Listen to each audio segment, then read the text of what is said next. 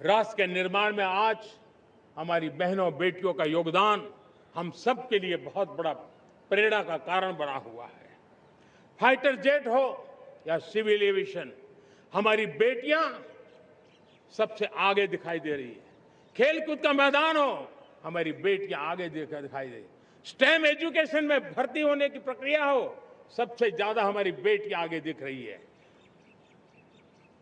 आज सेना में भी एनडीए से जो बेटियां निकली हैं, वो बड़े रौब के साथ देश की सेना का नेतृत्व करने का सामर्थ्य दिखाने लगी है।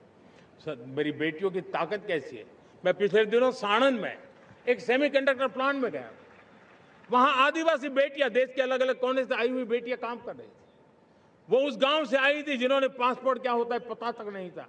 वो बेटियां विदेशों में गई, ट्रेनिंग लेकर के आई और आज चिप निर्माण का काम कर रही है और बड़े कॉन्फिडेंस, मैं जो उनका कॉन्फिडेंस देखा, मैं सचमुच में बहुत प्रभावित हुआ था। आज 3 करोड़ बहनों को हमने लखपति दीदी बनाने का लक्ष्य तय किया था, उसको पार कर लिया। अब हम 6 करोड़ लखपति दीदी बनाने के लक्ष्य को लेकर के आगे बढ़ रहे हैं। 3 करोड़ नई लखपति दीदी बनना मतलब ग्रामीण अर्थव्यवस्था में बहुत बड़ा बदलाव मातृशक्ति के द्वारा आने वाला है।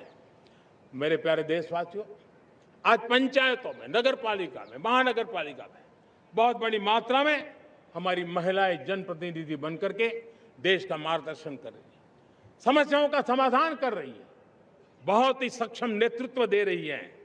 और इसी को ध्यान में रखते हुए हमने पार्लियामेंट में नारी शक्ति वंदन अधिनियम पारित किया था। लेकिन किसी न किसी कारण से राजनीति के अखाड़े में पिछले 40 साल से ये सपना हमेशा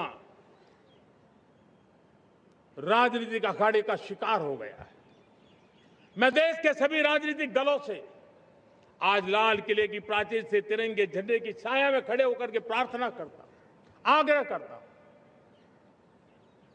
आइए उन महिलाओं के सामर्थ्य के पुजारी बनिए, उन महिलाओं के सम्मान में आगे आइए और जल्द से जल्द हमारी माताओं बहनों को 33% विधानसभा और लोकसभा में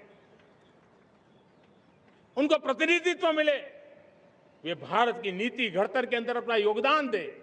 समय की मांग है और मैं सभी राजनीतिक दलों से फिर से आग्रह करता हूं, आइए महिला आरक्षण लागू करके महिला सम्मान में आप भी जुड़िए, आप भी यश लीजिए, आप भी क्रेडिट लीजिए। लेकिन मेरी माताओं बहनों